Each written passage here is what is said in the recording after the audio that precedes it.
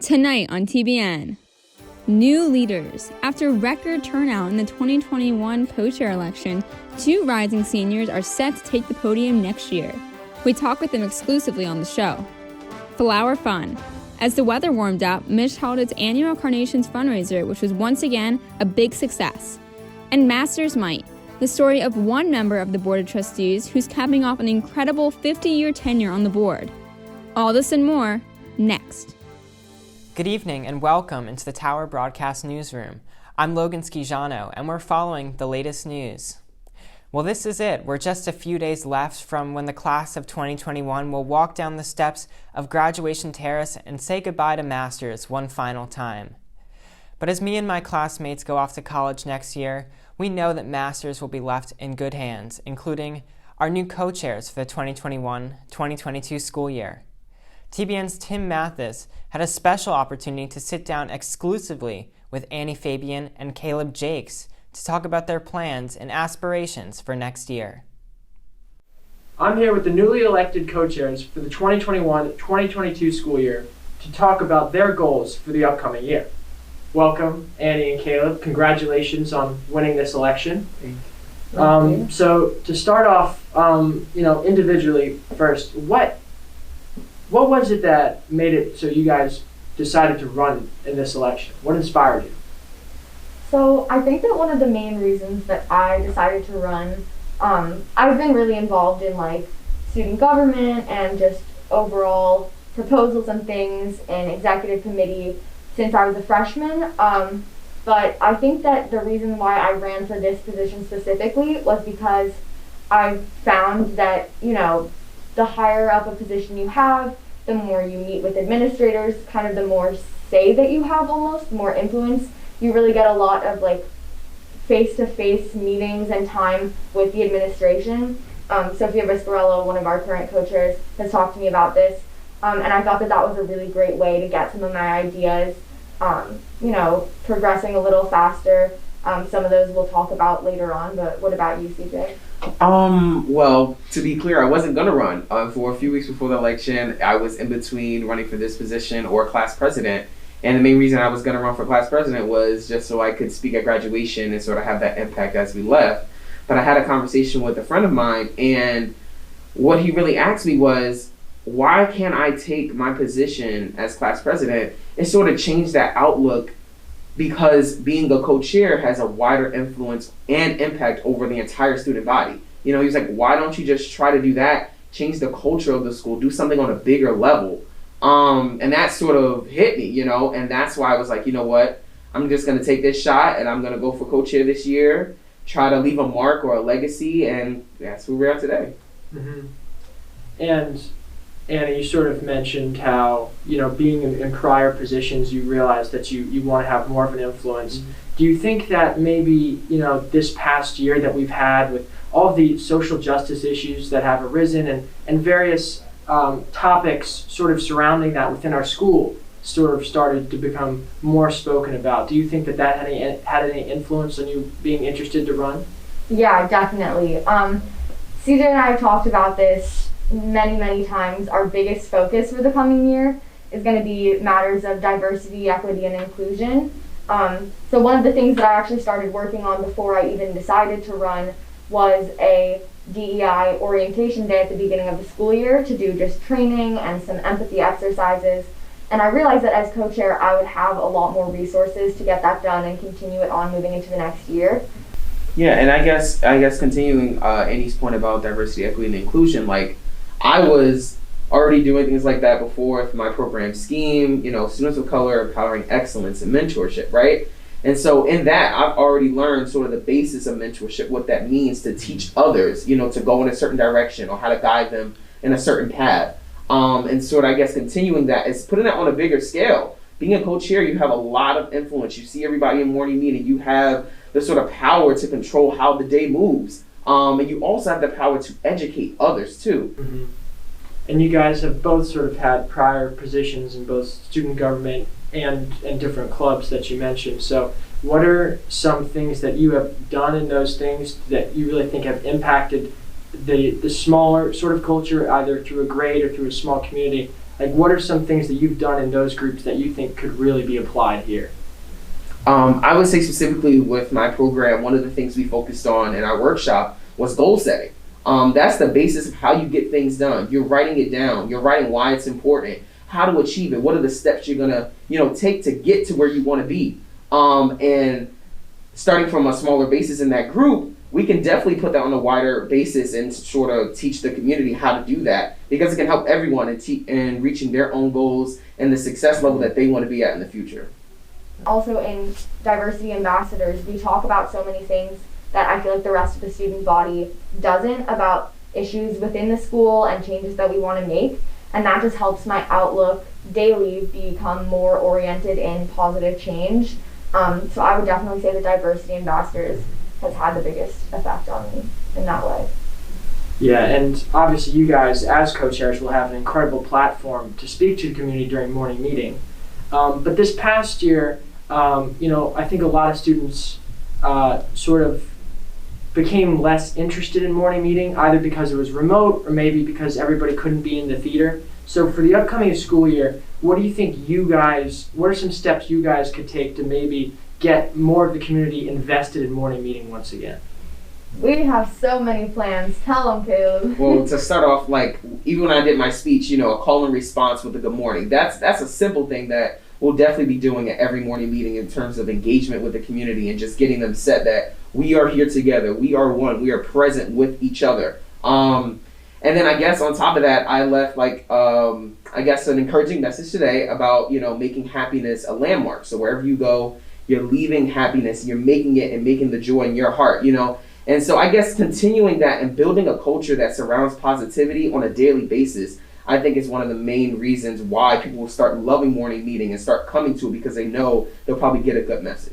Could you just describe, maybe for our viewers, sort of what your goals and mindset are for communicating with administration sort of behind closed doors? How are you going to represent the student body in those meetings? Yeah, I feel like the closer a relationship you have with the administration, the easier it is to talk about things that may be a little controversial or that you have a strong opinion on that you think that the administration wouldn't share with you. And I've had plenty of meetings with, Mr. Newcomb and Mr. Carnevale, and I've gotten to a point where I do feel like I can be honest and open with them, and I think as co-chair that will just become increasingly more true. And with that kind of a relationship and the amount of time that is set aside for meetings with administration, I think it'll be a lot easier to talk about some of the more difficult things and the really important things and the really good things.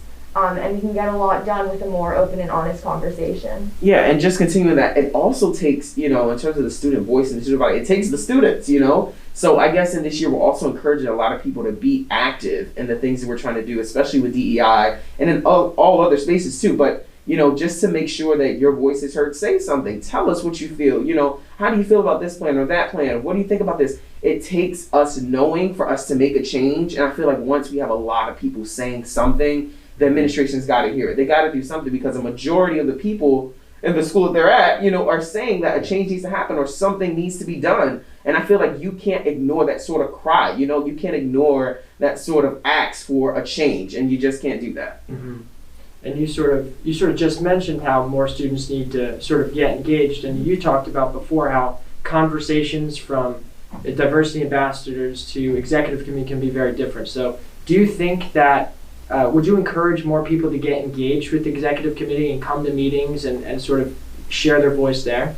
Absolutely. I do understand that it's difficult because if you don't hold an elected position, you're not able to vote in executive committee, but that's something that I think we should work on as well, seeing if we can let non-voting members have a vote or some sort of say in executive committee, because often we vote on proposals and bills that the larger student body doesn't even know about, and then they go on to administration and can possibly be passed and things like that.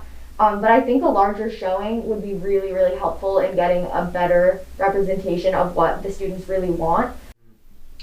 All right, well, I really, really appreciate your guys' time and your very thoughtful responses, and I wish you the best of luck in the upcoming school year. Thank you. Well, I have no doubt that Annie and Caleb are going to do a fantastic job next year as co-chairs. And while we're on this subject, I just want to congratulate Sophia Viscarello and Kyle Lannis for an incredible job leading our school through a very challenging year. And speaking of challenges, international students have had a lot of obstacles to face this year, including taking AP exams at odd hours of the morning. That's right, since students here in the United States were taking their APs often in the afternoon, international students' schedules were practically flipped. TBN's Quinn Schlossman and George Chang join us now with more. For the past and next few weeks, AP exams have been going on remotely and in person. The exams have been set at a variety of Eastern times, such as 8 a.m., 12 p.m., and 4 p.m. For security reasons, these exams are the same around the world, meaning in certain time zones, students may be having their exams in early mornings or late evenings. Due to the coronavirus pandemic, the community has been forced to address these changes in the world, as well as the AP exams. Similar to last year, they offered remote options for the exam, which for some international students whose time zones are drastically different from the US would take them at peculiar times, such as 4 a.m. College Board, who runs the AP exams, want to make sure the tests are free from cheating. It's definitely not as ideal as if, take it in the morning or in the afternoon. But being able to take it online give me more time to study for the exam. Because usually we would have been done with probably all of the APs already, but now we have this extra months of review time. That's the good part about it. Especially for the exams, for example, I'm taking AP chemistry and also AP English and AP English language and composition. So those two exams last for 3 hours and 15 minutes, which could be a challenge for your strength. It's kind of hard to maintain focus at that time, but yeah, we always try to do our best. George, you're living in a different time zone and you're taking APs. Did you have any that were in the early mornings or late evenings? Yes, I do. All of mine are either at midnight or 4 in the morning. Wow, how did you manage to stay awake during the exam? Well, I normally go to bed pretty late anyways. So for the exams, I drink some energy drinks before the exam. Awesome. Let's hear from some other students. For a few days in advance, I would just start to have this 10 different thing. And then probably, wake up in the afternoon and sleep in the next morning or something. So I can start to get used to the schedule that's going to be for AP. Also take a nap before I take the exam. If it seems in the early mornings, in the 4 o'clock exams. Thank you for tuning in to this segment on this year's AP exams. This is Quinn Kiefer. And this is George Shane. And now onto sports. We finally saw a return to competition this spring as several of our Masters teams were back in action. The track team had its first home meet in nearly 2 years, and Sophie Grand and Kate Sybry were on the ground covering it live. The track team had their first in-person meet of the season on May 16th at home on the Green Family Field. This meet was one of 2 this year for the team, a limited schedule due to COVID-related challenges. Several team members set personal best times, including junior Camille Smith. Smith ran the 100 in 13.49 seconds. So for the first meet, I actually set a personal record and a school record, so that was very exciting because I already have, I think, 2 as of right now, but it was exciting to set another one. Throughout the season, the team has worked hard to foster a tight-knit environment where everyone supports each other. Everyone has lots of their friends here that are able to compete sometimes, and everyone at practice especially, everyone's friendly with each other, makes lots of jokes, everyone's laughing all the time. So yeah, it's a good team dynamic. Everyone's pretty cohesive together. While the team hasn't gotten a full season of in-person meets, many runners expressed their gratitude to be able to be competing again, with the support of their teammates and families. Even though we may not be winning every single race, everyone's running their hardest, and I think hopefully everyone's enjoying it, being able to sit on the side in the sun with with their friends, like I was saying before. So yeah, I think everyone's enjoying it and we're doing pretty well.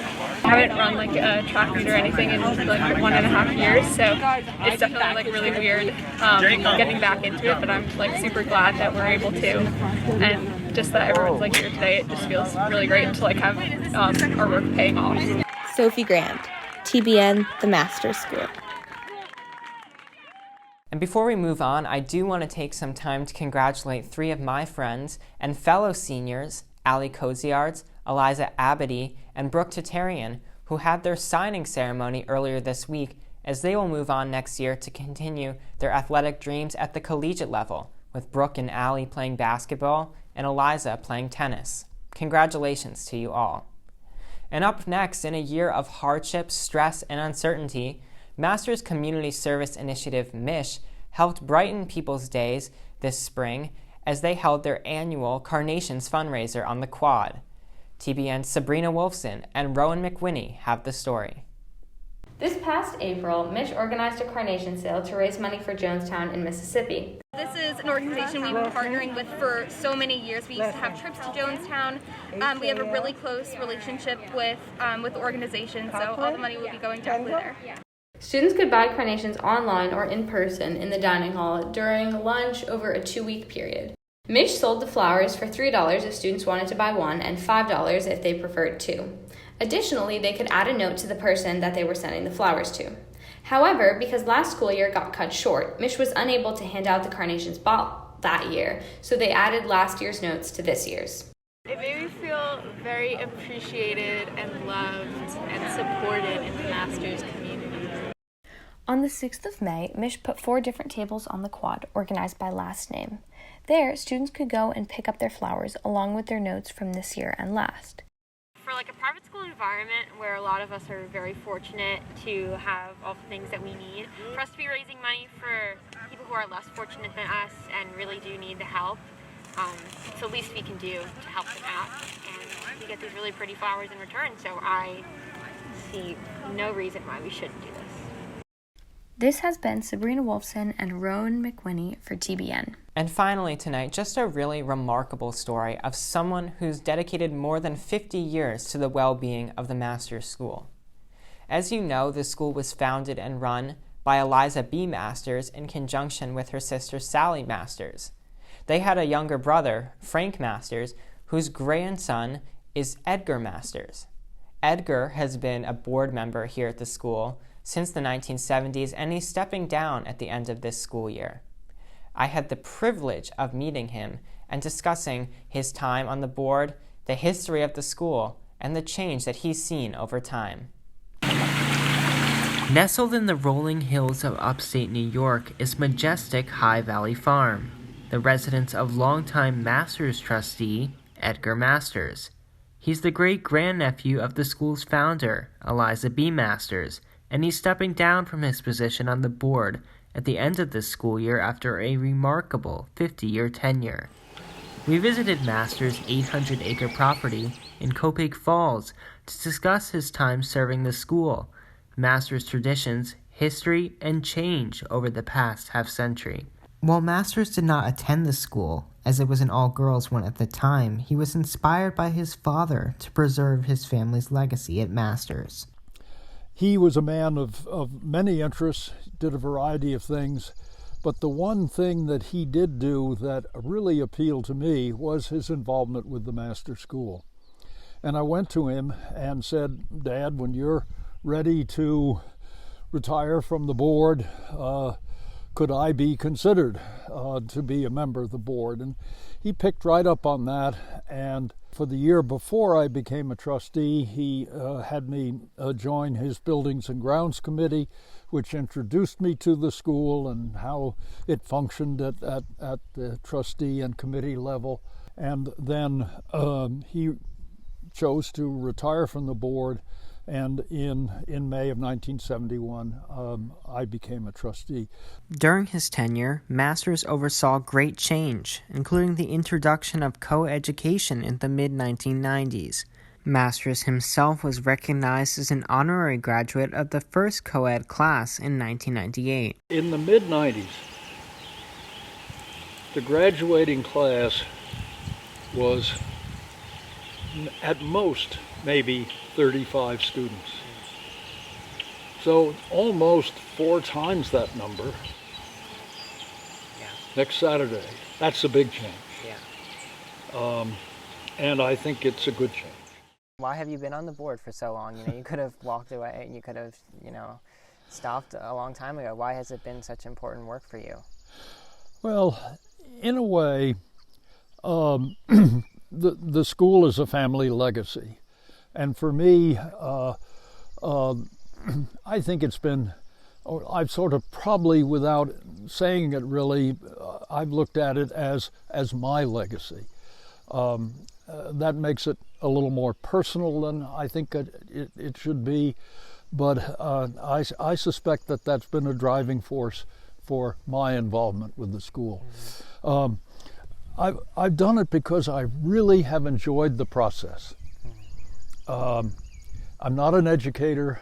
I got through college not as a very bright student, but I have found what we do as board members fascinating, challenging.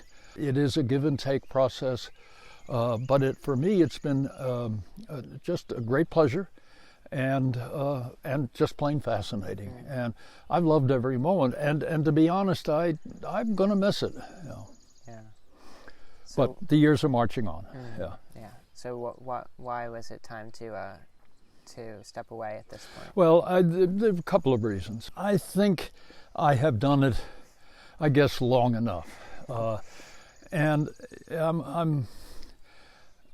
I'm a little concerned that I'm not as good a trustee as I was 10 years ago, to put it plainly. In that, and then there's another area. My niece, Chrissy Masters Jones, joined the board 2 years ago. And I didn't want to leave the board when she joined, but I felt that now she was well established as a trustee. She's devoted a lot of time and energy to her being a trustee, and she's smart as a whip, and it was time for her to be the family trustee without having big uncle hanging around. But you built another house right down there. The other smaller house down there because my dad was still alive. And as much as we were good friends and respected each other, I didn't want to have to face him in the morning if I had a hangover. After the interview, Masters invited us for a tour of the farm, which is over 100 years old, and built by Edgar's great-grandfather, Frank Masters. He came here because he loved to fish. And that was his hobby. And he was told that if he came to this area, there were really good trout streams. Then an acquaintance of his brought him up to this abandoned valley. He saw several streams here, and the low point down there, that if he put a dam in, he could have his own trout pond. So that was the beginning. The first thing he built up here was the dam for his trout pond, not a house. He had his priorities. As we walked, he pointed out several intentional choices in the property's landscaping. You see these 2 trees here. This one is beginning to fail a little bit, but these are copper beeches. When my grandfather came here, this was an abandoned valley, and where we're standing was just natural mountainside coming down. And he leveled the area and built the house and so on and so forth, and there were no trees around. He patterned his planting of trees after what was on the Esterwood estate. Wow. And these 2 copper beeches he planted here, reminiscent of what was at Esterwood. He then showed us the fields, which are being maintained by a local farmer to grow rye. So that's rye. It will turn a golden color.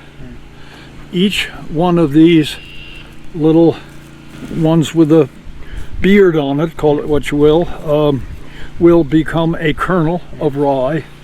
These are some of the smaller ones that are falling off. It will swell in size, and that's what is grown. Though his work at Masters may be coming to a close, Edgar should be staying busy. He's an avid car collector and is also spearheading a project in conjunction with other locals to restore a narrow-gauge train line at an old ironworks in his town. Masters says he plans to stay in touch with the school and attend future graduations, including a send-off for the class of 2021 this Saturday. I love graduation because that's what it's all about. It's that group of seniors each year moving forward in their lives. And the school plays a small role in that, but a crucial one. Logan Schijano, TBN, Copake Falls, New York. Mr. Masters, thank you so much for spending some time with me and your service to the school over the last 50 years. And thank you all so much to our viewers here on TBN. I want to just take some time to give a couple of shout-outs as we wind down our final show of the year. Without all of you, we would not have had TBN this year. This was a new endeavor here at Masters, and without the support of the school, quite frankly, there wouldn't have been the motivation to keep it going and to progress to new things as we moved on throughout the year. Thank you to my associate producer, Lance Lays, whose incredible work behind the scenes is often what drives this program, doing the camera work and the editing for so many pieces. Thank you to the Tower staff who've taken risks, tried new things, and dipped their feet into a very unfamiliar territory this year, working on many packages that you've seen tonight and throughout the programs this year. Thank you to the incredible Ms. Cowie, Mr. Ives, and Mr. Becker for your support of TBN and your enthusiasm for the program and its progression throughout the year and beyond. And thank you, of course, to the school's administration for allowing TBN to have a capacity and a space here at Masters. As I sign off today, I'm confident that TBN will flourish in the years to come, and new people will join the show and have lots of good work to do here on this platform. I'm Logan Schijano. Thanks so much for joining us. Have a great night and a fantastic summer vacation.